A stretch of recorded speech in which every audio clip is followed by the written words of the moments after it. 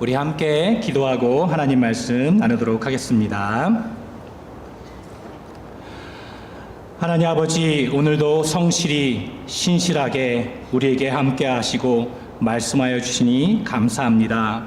하나님의 말씀은 살아있고 활력이 있어 혼과 영과 관절과 골수를 찔러 쪼개며 마음의 생각과 뜻을 판단하시는 줄 믿습니다. 날마다 주야로 하나님의 말씀에 묵상할 때 성령 하나님으로 말미암아 깨닫게 하시고 오늘도 말씀 가운데 함께 하셔서 하나님, 저희들이 그 말씀 가운데에 살아갈 수 있도록 도와주시옵소서. 하나님께 감사를 드리며 예수님의 이름으로 기도합니다. 아멘. 오늘 함께 나눌 말씀은 마태복음 21장 1절에서 11절까지의 말씀입니다. 우리 한 절씩 교독하도록 하겠습니다. 그들이 예루살렘에 가까이 가서 갈람산 벳바게에 이르렀을 때에 예수께서 두 제자를 보내시며 이르시되 너희는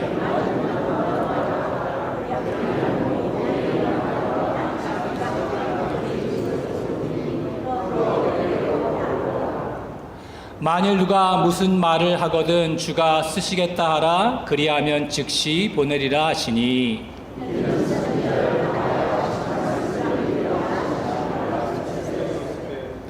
시온 딸에게 이르기를 내 왕이 내게 임하나니 그는 겸손하여 나귀 곧 멍에 매는 짐승의 새끼를 탔도다 하라 하였느니라. 나귀와 나귀 새끼를 끌고 와서 자기들의 겉옷을 그 위에 얹음에 예수께서 그 위에 타시니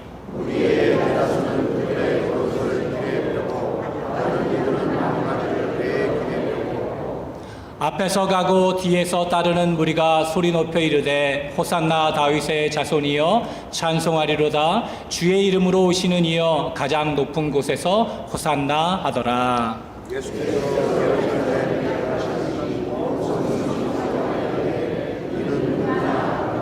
함께 읽겠습니다. 무리가 이르되 갈릴리 나사렛에서 나온 선지자 예수라 하니라. 아멘.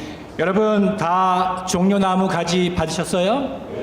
예, 받으셨으면은 우리 그때 당시를 생각하면서 이 종려나무를 흔들며 호산나 다윗의 자손이여 찬송하리로다. 주의 이름으로 오시는 이여 가장 높은 곳에서 호산나라고 하면서 한번 외쳐보도록 하겠습니다. 흔들면서 하겠습니다. 시작.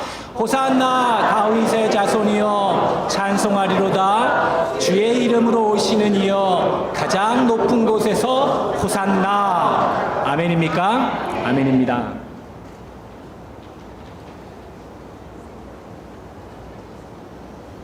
여러분 오늘은 무슨 주일이죠?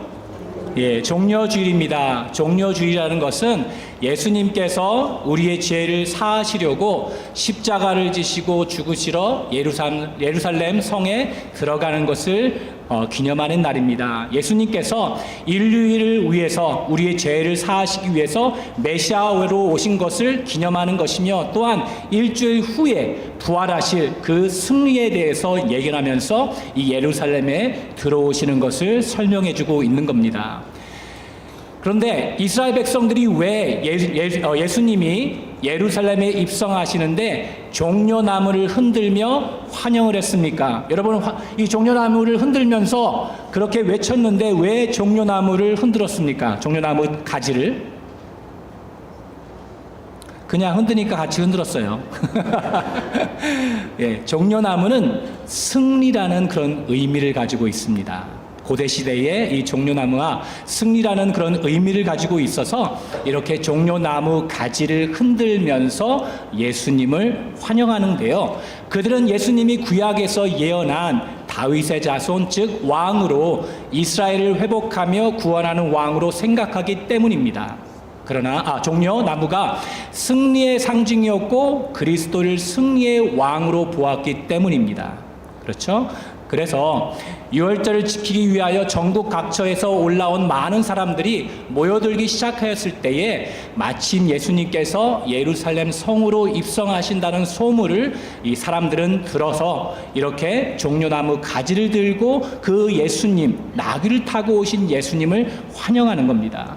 그 예수님이 누구입니까? 이 오병이어를 통해 가지고 5천 명을 먹이셨고, 또한 안진뱅이를 일으키셨으며, 또한 눈먼 이를 고치셨고, 또한 병든 자를 고치셨으며, 또한 계속해서 하나님께서 이 사람과 함께하여 주셔서 많은 일들이 벌어졌죠. 그래서 이 분이야말로 하나님께서 약속하신 그 다윗의 자손, 즉 이스라엘의 왕이다라고 하면서 기쁨으로 이 종려나무 가지를 흔들면서 이제는 하나님께서 우리를 구원하시는구나 라고 하면서 이 종려나무 가지를 흔들면서 이 예수님을 환영한 겁니다.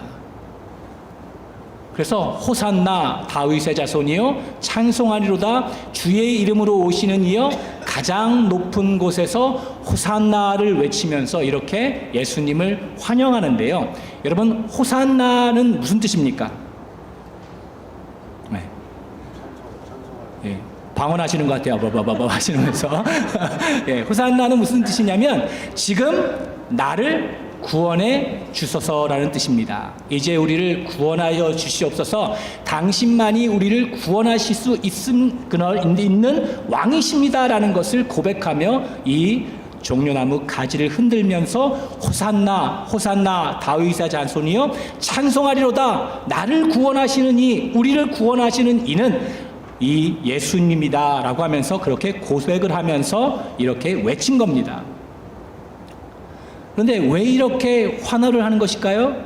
그러니까 나를 구원하신다는 것을 그렇게 얘기를 하였는데 왜 이렇게 이 사람들이 외치면서 호산나 하면서 이렇게 외쳤냐면 드디어 구약에서 약속하신 왕이 오셔서 그들을 구원하실 것이라 믿고 소리쳐 외친 겁니다. 무슨 뜻입니까? 여러분, 북이스라엘이 언제 멸망했죠? 예, 답이 있잖아요. 예. 기원전 722년에 망했습니다. 유다는 언제요? 기원전 586년에 멸망했죠. 그렇다면 지금 예수님이 살고 있는 시대에 그때는 언제입니까? 기원 후 한 30년 정도 됩니다. 그러니까 이 북이스라엘이 망하고 또한 남유다까지 망한 다음에 몇 년이 흐른 겁니까? 거의 600년 또한 750년이 지나서 계속해서 이 이스라엘 백성들은 어떻게 살고 있는 겁니까? 남의 나라의 식민지로 사는 것이며 또한 이 남의 나라가 와서 지배해서 이렇게 자유도 없고 그 나라도 없고 그렇게 사는 것입니다. 그렇죠? 그래서 바벨론에게도 망하게 되고 아수르의 전에 이 북이스라엘이 망하고 나서 그 다음에 페르시아, 그 다음에 그리스, 로마 제국이 계속해서 그 유럽 전 지역을 통치해서 이스라엘 백성들은 나라가 없이 이렇게 식민지로 살고 다른 사람들의 지배 가운데 살고 있기 때문에 이 사람들이 간절한 마음을 가지고 하나님께서 약속하신 그 다윗의 자손, 즉 왕이 오셔서 이 이스라엘 나라를 회복할 것이며 이 이스라엘 나라가 다시금 다윗의 왕국처럼 똑같이 아니 더 부강한 나라가 되기를 원하면서 그 예수님이 예루살렘에 들어오실 때 낙타를 타시고 오시기 때문에 드디어 그날이구나 라고 하면서 외치면서 환호하고 그렇게 예수님을 반긴 겁니다. 그래서 호산나 나를 구원하여 주소서라고 하는 것이 무엇이냐면 우리 나라를 재건하여 주시옵소서, 이스라엘을 그 다시금 재건하여 주시라고 그렇게 열망 가운데 있는 겁니다. 얼마나 이스라엘 나라를 세우고 싶고 자유를 누리며 살고 싶었겠습니까? 그렇죠? 여러분, 여기가 어딘지 아세요? 방언하시지 마시고 크게 외쳐주세요. 어디냐면 체코입니다. 체코에 있는 가장 아름다운 도시라고 하는 프라하. 프라하죠. 그래서 체코 프라하인데요. 정말로 이쁩니다. 저도 10년 전에 종교개혁 500주년을 맞이해서 우리 유럽을 가서 독일도 가기도 하고 체코도 가고 네덜란드도 가가지고 보았는데요. 왜 갔냐면, 체코를 왜 갔냐면 이 1415년에 이 종교개혁을 일으키다가 화형을 당한 얀 후스의 그 삶과 그의 행적을 보기 위해서 이 체코의 사람이기 때문에 프라하를 지나서 그 사는 생가와 그 모든 것을 구경하기 위해서 갔습니다. 그런데 프라하를 딱 갔더니요, 와, 너무 이쁜 거예요. 이 독일도 갔지만 독일도 좀 괜찮긴 하지만 현대 건물도 많고, 네덜란드도 보니까 현대 건물이 굉장히 많은데 프라하를 보니까요, 이렇게 너무나 이쁜 거예요. 그래서 와, 여기는 하나도 망하지도 않고 건물도 부서지지 않았고, 그 많은 어려움 가운데 또한 전쟁에 그렇게 수없이 유럽에 있었는데 어떻게 이 프라하가 이렇게 아름답게 보존이 되어 있었을까라는 생각을 하고 있었는데, 거기에서 사역하시는, 선교사로 사역하시는 목사님이 이런 말씀을 하셨습니다. 프라하에 살고 있는 이 체코 사람들은 의욕이 없답니다. 무슨 얘기예요? 라고 했더니, 여러분 잘 보세요. 지도를 보게 되면 잘 보이시나요? 예, 잘 보이지 않지만 이 프라하가 아니라, 프라하도 그렇지만 체코가 어디에 있습니까? 눈 좋으신 분들, 예, 폴란드하고 독일 바로 밑에 중간에 있습니다. 그러니까 이 유럽의 가장 중간쯤에 있어요. 그러니까 역사를 보게 되면 이 러시아가 정권을 잡거나 또 크게 일어나거나 로마가 아니면 페르시아나 그 모든 나라들이 일고 일어날 때에 어디를 통과합니까? 영국도 그렇고 다른 나라를 지배하려면 체코를 지나가야 돼요. 그러니까 항상 체코는 힘이 없기 때문에 그 사람들이 오면 어떻게 하는 겁니까? 그냥 항복하는 거예요. 싸우지도 못하고 그냥 항복하니까 그 나라들이 와가지고 그 나라를 정복하며 그 모든 좋은 것들을 탈취하고 그 사람들을 이렇게 노예로 삼고 또한 계속해서 그 삶을 살았답니다. 그래서 식민지를 여러분 몇 년 사신 줄 아세요? 900년 동안 살았답니다. 900년. 그러니까 900년 동안 사니까 이 모든 사람들이 의욕이 없답니다. 이렇게 한들 뭐하나 나라를 빼앗기고 다른 나라의 식민지로 살고 있는데 아무것도 힘이 없으니까 의욕이 없어서 아무것도 하려고 하지도 않는 그런 삶을 살았다고 합니다. 여러분, 우리나라 대한민국은 몇 년 동안 이 일제강점기에 살았죠? 35년이죠. 35년 혹은 36년을 그렇게 일제강점기로 살아서 우리에게는 아직도 그 한이 남았고, 축구 경기를 혹 일본이나 그리고 또한 농구 경기를 일본하고 하게 되면 어떻게 합니까, 여러분? 네, 열을 내죠. 다른 나라한테는 다 져도 되는데 누구한테는 지면 안 됩니까? 네, 일본한테 지면 안 돼요. 왜냐하면 그 35년 혹은 36년이 너무나도 억울하고 우리나라를 빼앗았으며 그것을 또한 반성하지도 않고 또한 계속해서 아직도 그 위안부라 이 모든 것들을 인정하지도 않고 있기 때문에 우리는 일본에 대해서 화가 나고 그 모든 것을 그렇게 생각하고 있습니다. 똑같습니다. 이 이스라엘도 수백 년 동안, 지금 600년 동안 나라를 잃고 식민지로 살고 있어서 정치적, 군사적, 경제적으로 다시 나라를 세울 왕을 기대하고 있는 겁니다. 그래서 이 오병이어를 일으키시고 5천 명을 먹이셨으며 또한 안진뱅이와 그 모든 역사를 이루시는 그 예수님을 보면서 드디어 하나님께서 능력을 주시는 그 왕이 왔구나 라고 하면서 그 나귀를 타고 오시는 예수님을 향해서 종려나물 가지를 흔들면서 호산나 우리를 구원하여 주시옵소서, 이 나라를 회복하시고 다윗의 왕국처럼 똑같이 그러한 나라로 만들어 주시라고 그렇게 환영하고 예수님을 환영한 겁니다. 그런데 왜 이스라엘은 예수님을 죽이는 것입니까? 이스라엘 나라를 재건해 줄 왕이 아니기에 죽이는 것입니다. 어떻게 됐죠? 오시자 마시자 성전을 깨끗게 하시고 또한 그 모든 것을 하시면서 또한 누구에게 잡힙니까? 산헤드린 공회원에 잡히고 또한 로마 제국의 그 빌라도에게 그렇게 잡혀서 아무것도 못하는 그 예수님을 보는 겁니다. 그러니까 이스라엘 백성들이 어떻게 하는 겁니까? 이 사람은 왕인 줄 알았더니 이 모든 그 정권들과 나라를 때려 부시고 우리나라를 세워주실 줄 알았는데 그렇게 하지 않으니까 어떻게 하는 겁니까? 그냥 죽여버리는 겁니다. 자신들의 죄를 구원하러 오신 하나님의 아들 예수님, 메시아로 예수님을 맞이한 것이 아니라 단지 하나의 선지자로 여겨서 죽이는 것입니다. 자신들의 죄를 인식하지 못하고 자신들은 이미 하나님의 백성으로 구원을 받았다고 착각하고 있는 것입니다.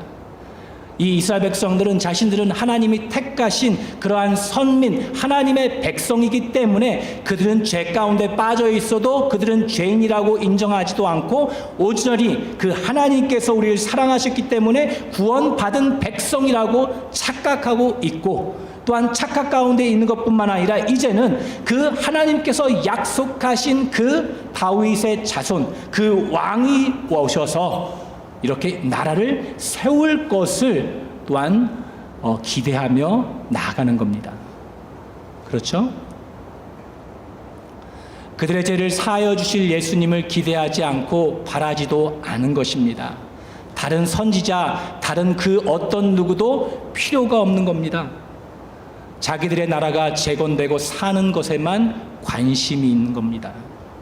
그러니까 600년 동안 그렇게 식민지로 살고 그렇게 삶을 사니까 다른 거는 상관이 없습니다. 아니 예수님이 오셔서 뭐 오병이어를 통해서 5,000명을 먹였다고 그래서 뭐 나라가 재건됐어? 아니 안진뱅이를 일으켰다고? 아니 병든 자를 고쳐주셨다고? 그래서 뭐 이스라엘 나라가 다시금 재건되고 우리가 나라를 되찾았어?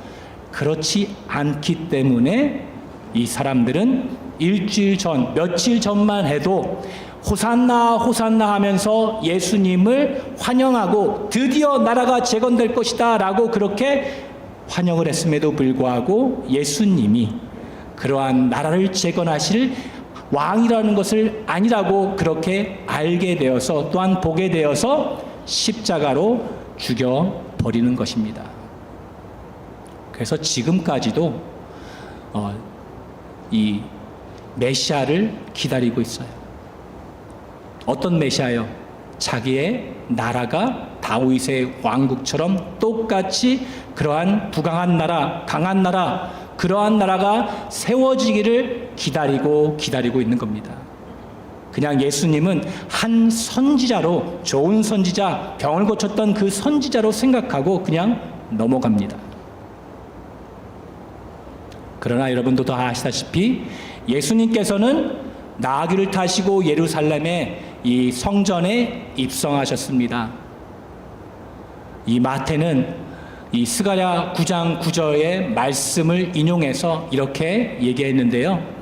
시온에 따라 크게 기뻐할지어다, 예루살렘에 따라 즐거이 부를지어다. 보라, 내 왕이 내게 임하나니 그는 공의로우시며 구원을 베풀며 겸손하여서 나귀를 타나니 나귀의 작은 것 곧 새끼니라 라고 하면서 이 말씀을 인용하면서 무슨 얘기를 하냐면 이 예수님이 진정한 왕이시며 우리를 구원하실 그러한 하나님의 아들이시며 또한 구원자이시다라고 하면서 선포하고 있는 것입니다. 말을 타시지 않고 나귀를 타신 이유는 군사적, 정치적 승리를 위한 것이 아니라 그분의 나라를 세우시고 백성들을 구원하시려고 희생과 섬김의 모습을 분명히 드러내고 있는 것입니다. 예수님은 종려나무 가지를 흔들며 호산나하며 외치고 환호하는 무리들이 며칠 지나지 않아 예수님을 못 박으라고 돌변할 자임을 아시면서도, 즉 며칠 후 예수님은 십자가 처형을 당하실 것을 아시면서도 다만 우리들의 죄값을 대신 치루사 구원을 주시려는 뜨거운 사랑으로 예루살렘에 입성하신 것입니다. 여러분, 예수님이 이 땅에 오셔서 군사적으로 정치적으로 승리를 하지 못해서 어쩔 수 없이 십자가를 진 것이 아닙니다. 예수님은 우리의 죄를 사하시기 위하여 십자가를 지시러 이 땅에 오신 것입니다. 하나님의 말씀을 성취하시기를 위해서 오신 겁니다. 그렇죠? 군사적으로 정치적으로 우리가 바라고 원하는 것은 이렇게 이스라엘 백성들처럼 그러한 힘과 능력으로 모든 것을 눌러버리고 그렇게 왕으로서 군림하는 그러한 하나님 예수님을 바랬지만, 예수님은 나귀를 타셔서 우리의 죄를 사하시기 위해서 이 군사적으로 정치적으로 실패하였기 때문에, 아니면 예수님께서 이 로마 제국을 감당하기 힘들어서 실패하였기 때문에 십자가에 돌아가신 것이 아니라 처음부터 우리의 죄를 위하여, 우리를 위하여 십자가를 지시러 이 땅에 오신 겁니다. 하나님의 말씀을 성취하기 위해서, 하나님의 그 구원 계획을 이루시기 위해서 이 땅에 오신 것입니다. 여러분, 그 나귀를 타고 오신 예수님의 그 말씀이 성취되었듯이 스가랴 12장 10절을 보게 되면 또 하나의 그 예언이 있습니다. 무슨 얘기냐면, 한번 보게 되면요, 12장 10절을 보게 되면, 내가 다윗의 집과 예루살렘 거민에게 은총과 강구하는 심령을 부어주리니 그들이 그 찌른 바 그를 바라보고 그를 위하여 애통하기를 독자를 위하여 애통하듯 하며 그를 위하여 통곡하기를 장자를 위하여 통곡하듯 하리로다 라고 합니다. 이 스가랴 12장은 무슨 얘기를 하냐면 이스라엘의 회복과 이스라엘의 구원을 얘기합니다. 그래서 무슨 얘기냐면 어느 날인가 언젠가는 이스라엘 백성은 드디어 자기네들이 메시아를 십자가에 못 박아 죽였다는 사실을 깨닫고 거기에 대하여 애통하고 통곡하게 된다는 것입니다. 그러니까 지금까지는 자신들이 무슨 짓을 했는지 그 하나님의 아들이신 예수님을 십자가에 못 박혀 죽이게 한 그 사실을 모르고 있다는 겁니다. 그러나 하나님께서 그들의 마음에 성령을 보내시고 그 심령을 바꿔주셔서 그들이 어느 날 언젠가는 이렇게 자신들이 무슨 짓을 했는지 알게 하신다는 것입니다. 그래서 그들이 예수님을 죽인 것, 또한 예수님을 십자가에 못 박힌 것에 대해서 통곡을 하고 애통을 하고 회개하는 그날이 올 거라고 그렇게 말씀해 주고 있는 겁니다. 그래서 하나님께서 이 제사장 나라로 이스라엘 백성들을 택하시고 그들을 통해서 하나님이 누구신지, 또한 하나님께서 그 구원 계획을 가지시고 이방인들에게도 하나님이 누구신지를 알게 하신 그러한 책임과 의무를 주셨는데 이스라엘 백성들은 실패합니다. 그러나 그 실패 속에서도 하나님은 그 구원 계획을 이루어 나가시며 예수 그리스도로 말미암아 그 구원 계획을 또한 이루셨습니다. 그러나 거기서 멈추는 것이 아니라 이 실패한 이스라엘 민족까지도 하나님께서는 회개케 하시고 회복케 하시고 하나님께로 돌아올 수 있는 그러한 축복의 날이 올 것이라고 그렇게 설명해 주고 있는 것입니다. 그것이 하나님의 구원 계획 속에 있다고 말씀하면서 이 말씀이 성취하는 날이 올 것이다 라고 그렇게 말씀해 주고 있습니다. 예수님께서 어린 나귀를 타고 예루살렘에 입성한다는 예언이 응한 것 같이 여기 이 예언도 응할 것은 너무나 당연한 일이죠. 그렇죠? 그리고 또한 하나님께서 저희들에게 말씀해 주시고 또한 예언한 것이 있죠. 요한계시록 19장 11절 한번 같이 읽어볼까요? 시작. 또 내가 하늘이 열린 것을 보니 보라 백마와 탄 자가 있으니 그 이름은 충신과 진실이라. 그가 공의로 심판하며 싸우더라. 마태복음 24장 30절에도 봅니다. 시작. 그때에 인자의 징조가 하늘에서 보이겠고 그때에 땅의 모든 족속들이 통곡하며 그들이 인자가 구름을 타고 능력과 큰 영광으로 오는 것을 보리라 라고 합니다. 그러니까 예수님이 다시 오실 것이라고 그렇게 우리에게 약속해 주셨죠. 또한 이 말씀 또한 성취될 것이며 이루어질 것입니다. 그런데 이 요한계시록 19장에서는 예수님께서 뭘 타고 온다고요? 백마를 타고 와서 그렇게 하신다고 그러고, 이 마태복음 24장 30절을 보게 되면 뭐를 타고요? 구름을 타고, 또한 요한계시록 1장 7절을 보게 되면 뭐라고 되냐면 구름을 타고 오시리라 라고 또 그렇게 얘기를 합니다. 아니, 말 타고 오신다는 거예요? 구름 타고 오신다는 거예요? 무슨 얘기냐면 무엇을 타고 온다는 것이 아니라 예수님께서 오실 때에 백마를 타고 오신다는 것은 무슨 뜻이냐면 승리와 심판의 주로 오신다는 겁니다. 구름을 타시고 오신다는 것은 뭐냐면 영광의 하나님, 그 하나님께서 예수님이시고 그 예수님께서 다시 오셔서 하나님께서 계획하신 그 구원 계획을 이루시고야 말겠다고 하시는 겁니다. 그래서 백마를 타시고 오시겠다, 하나님께서 이 예수님이신 하나님께서 오실 때에 이 승리와 또한 심판의 주로 오시겠다라고 하시는 것은 무엇이 하면, 예수님이 처음으로 오셨을 때는 왜 오셨습니까? 우리를 구원하시기 위해서, 우리를 위해서 죽으시기 위해서. 그래서 많은 사람들이 생각할 때 예수님이 오신 것이 실패했다라고 하면서 이 승리하지 못했다고 그렇게 하는 사람들도 있고, 아니 하나님이 왜 죽어? 거기는 실패한 종교네라고 하면서 말하는 사람들도 있죠.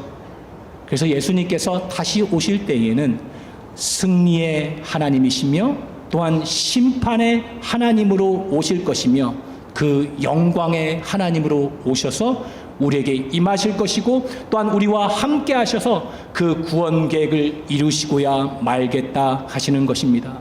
사단의 세력을 이미 하나님께서 예수님을 통해서 이 세력을 박살내 버렸고, 또한 예수님께서 이 심판자로 오셔서 그 모든 악한 자들을 심판하실 뿐만 아니라 또한 하나님의 백성들에게 승리를 주셨고, 또한 승리 가운데 살게 하시며 영원토록 살게 하신다는 것을 설명해 주고 있는 겁니다. 그 하나님께서 영광의 하나님으로 오시며 우리에게 그 영광 가운데 살 수 있도록 예수님께서 오셔서 함께 하신다는 것입니다. 예수님이 오시는 그날에 예수님을 보고 통곡을 하고 애통을 하며 두려워하는 것이 아니라 감사와 찬양이 넘치며 하나님의 나라에 하나님과 함께 영원히 사시는 여러분과 제가 되기를 간절히 축원합니다. 아멘. 하나님께서 여러분과 함께 하신다는 것을 잊지 마시고 예루살렘에 나귀를 타고 오신 것처럼 예수님은 다시 오실 것이며 우리에게 승리를 주실 것이며 또한 이 영광 가운데 살 수 있도록 하나님께서 함께 하실 것입니다. 그 소망을 가지고 오늘도 살아가시며 예수님으로 말미암아 감사하며 그 예수님으로 말미암아 우리가 구원을 받은 그러한 하나님의 백성이라는 것을 잊지 마시고 호산나 찬송하리로다, 나를 구원하신 그 하나님께 찬양하며 감사하며 늘 하나님께 경배하는 여러분과 제가 되기를 간절히 바랍니다. 아멘. 기도하겠습니다. 하나님 감사합니다. 예루살렘에 있던 이스라엘 백성들이 예수님을 군사적, 정치적인 왕으로 바라고 원했던 것처럼 저희들도 주님을 진정한 구세주로 섬기기보다 세상의 욕심과 성공을 위해 예수님을 따르려 했던 얕은 믿음을 하나님 고백합니다. 이번 종료주일과 고난주간을 통해 우리의 죄를 회개하고 주님이 걸어가신 겸손과 순종의 길을 깊이 묵상하게 도와주시옵소서. 이제는 왕이신 예수님을 바라보며 섬기며 다시 오실 예수님을 소망하며 십자가의 길을 가게 도와주시옵소서. 온전히 하나님의 거룩한 백성들로 예수님을 닮아가는 하루하루가 되게 하여 주시고 다시 오실 예수님을 바라보며 그날을 기뻐하며 소망하며 감사하며 살아가는 저희 모두가 되게 하여 주셔서 온전히 하나님의 백성답게 자녀답게 살아가는 저희 복음의 빛 우림교회 모든 성도님들이 될 수 있도록 주님 도와주시옵소서. 우리를 사랑하시고 오늘도 함께 하시고 영광의 하나님께서 다시 오실 그날을 기대하며 또한 하나님께 찬양하며 또한 예배하며 하나님께 감사하며 예수님의 이름으로 기도합니다. 아멘.